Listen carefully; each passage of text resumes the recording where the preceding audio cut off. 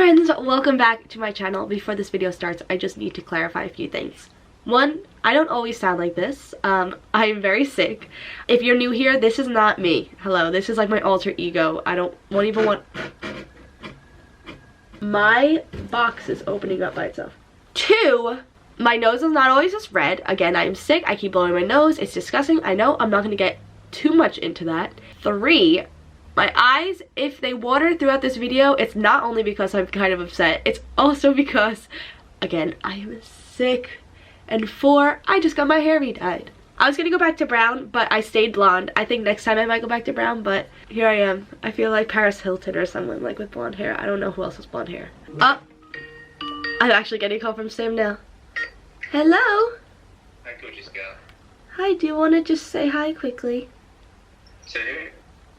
Wait, can you see me? Yeah, I can see you now. Hey! How y'all doing today? I was just filming a video on how I feel now that we're apart. Oh, yeah? Yeah. Because I did the same on my channel. Yeah. Everybody watch my video. I love you guys. So, Sam recently made a video on his channel and he was talking about what it's like to leave me. The reason that he made that video is because we have the Sam and Monica channel, which, by the way, I just want to say quickly, thank you guys so much for 50,000 subscribers on the Sam and Monica channel. It's only been 10 months, so the fact that you got us to 50,000 in 10 months like completely blows my mind. I know I went on a whole rant on my Instagram and Snapchat just talking about how thankful I am, but I just want to say it on here. Thank you guys so much for ever watching any of our videos on any of our channels, but to get to 50,000 on the Sam and Monica channel that quickly is just unbelievable. So that's just a quick little side note. Anyways, the reason Sam made the last video that he made on his channel was because the last video on the Sam and Monica channel was us leaving each other. We were in Florida for Playlist Live. Also, if I met you there, I love you. Thank you so much for such an amazing time. So that video was all about how we had to say goodbye and the sadness of it, like, you know, saying goodbye at the airport and stuff. So on Sam's channel, he put his perspective from a guy's perspective. He talked about what it's like to leave me, and I thought I would come on here and talk about what it's like to leave him. And this isn't for all relationships in general, this is just my own personal kind of feelings, so I'm sure a lot of people won't be able to relate to this, but it's just like the way I'm working this whole thing out and stuff. And it's been 2 weeks exactly today, I believe, that we have not seen each other, and of course that's not a long time. Like, we are very, very grateful that we get to see each other as much as we do, and a big reason as to why we always want to be together, not only because we love each other and like we just love each other so much, it's also because we have the YouTube channel together, and we also have a social media management business together that you guys have heard of. So there's many reasons why we actually want to be in the same place at the same time, other than the fact that we're so in love. So it's been 2 weeks, so I thought I would just come on here and talk a little bit about how I've been coping with this. This is one of the only times that we don't know when we're going to see each other again. Usually we have the date set out and we go back and forth, and this time he was supposed to come to New York in April, and we were going to celebrate his birthday here, but unfortunately due to some things he can't come here. So I'm trying to figure out how I could go over there, even though I was just there not too long ago. I'm just really nervous when it comes to customs and stuff. Like, I don't want to push it and stuff. I know I'm there legally, but I just don't want to push it, and we're trying to figure out when we're going to see each other again. But in the past 2 weeks, I have hung out with friends once. I've obviously left my house to do certain things, like take my dogs to the dog park or go get some food and then come back, but I've been like really anti-social. And there's my dog. Sorry about that. My dog wanted to come in the room. Speaking of my dogs, there he is. He's getting comfortable on my bed. I have my heated blanket on, so he likes to go under the heated blanket. Hi, Benny. Anyways, as he does that, what was I saying? I've been really antisocial lately. It's not good, and one of my biggest tips of when you're apart from your partner is to keep yourself busy, and I haven't been doing that. But something, I'm not going to get too much into it right now because it's either going to be the next video or the video after that. I've been working on a project that I think a lot of you will appreciate. It's not selling anything, it's not merchandise or anything like that. It's just like a small little project that I think a lot of people can relate to, and I'm really excited to tell you guys about that, so stay tuned for either the next video or the video after that where I talk about it. The past 2 weeks have been super, super hard. Maybe 9 out of those 14 days I've just stayed in my room not doing anything, which I don't suggest, because that's why I feel like this and that's why I'm so down.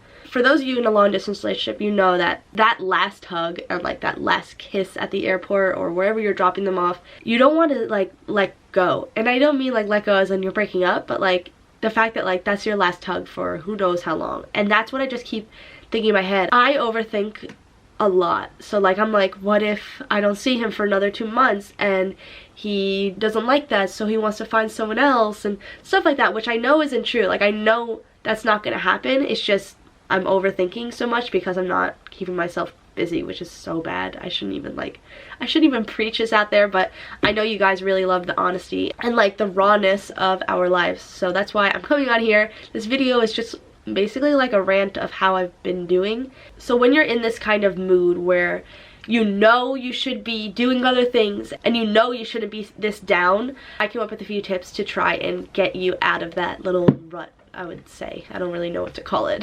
Number 1, you are your own worst enemy. I keep saying like, oh, I haven't gone out, I haven't done this, but it's because I'm being lazy.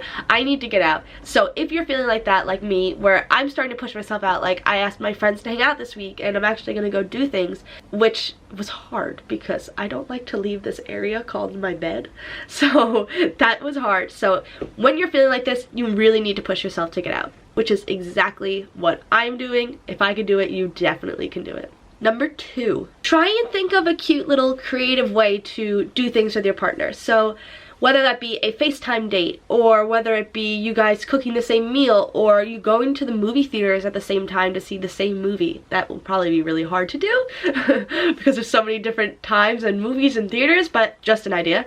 Try and think of something different, because Sam and I started doing that, where we're thinking of, we usually do the typical Skype date and stuff, so we've been like trying to change it up a lot, which I really appreciate both of us putting in the effort, and that's why we're so happy together, because we're keeping it alive, we're keeping things different, we're changing things up. So that is another suggestion. Try and think of something that you guys haven't done before while being apart. Number 3, try and figure out the day you're going to see each other next. I talk about this all the time. I'm in the process of doing this. I was going to book my flight yesterday, but I wasn't sure which days yet, so I'm in the process of figuring out when I'm going back to the UK. Once I figure out the day that I will be back there, my mood will be completely different, because I can have a countdown. I could, you know, Sam and I could talk about it all the time, like, hey, good to see you in 25 days, 24, whatever. So my biggest suggestion is try to figure out, and I know this is probably the hardest step so far, because obviously it's complicated getting a flight and figuring out where and all that stuff. It's super complicated.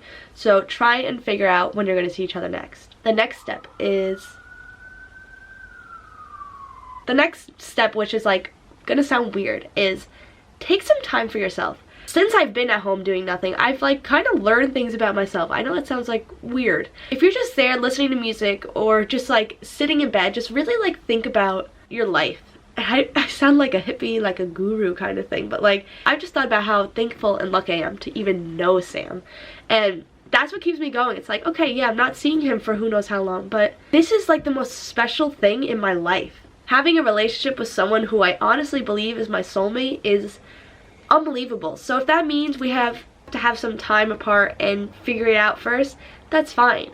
Although it's really sad, and I know I'm not the same because I'm still really upset and stuff and stressed about it, but you really do need to appreciate your relationship and your life, because this is insane. Like, I still think about the fact that like I'm dating the guy that I told my friend I wanted him to love me.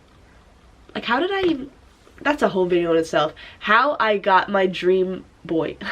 I hope those tips can help you. I'm getting out of this mood and I'm really trying, and I'm really excited to share this new project with you guys.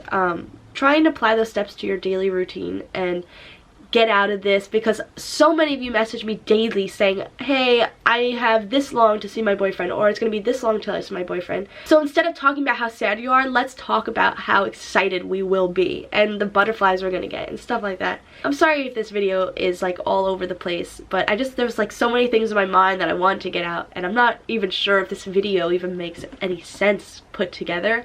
We all know leaving your partner is hard. Like, there's no doubt about it. It's never gonna get easier. Like, I don't know about you, but it never gets easier for me.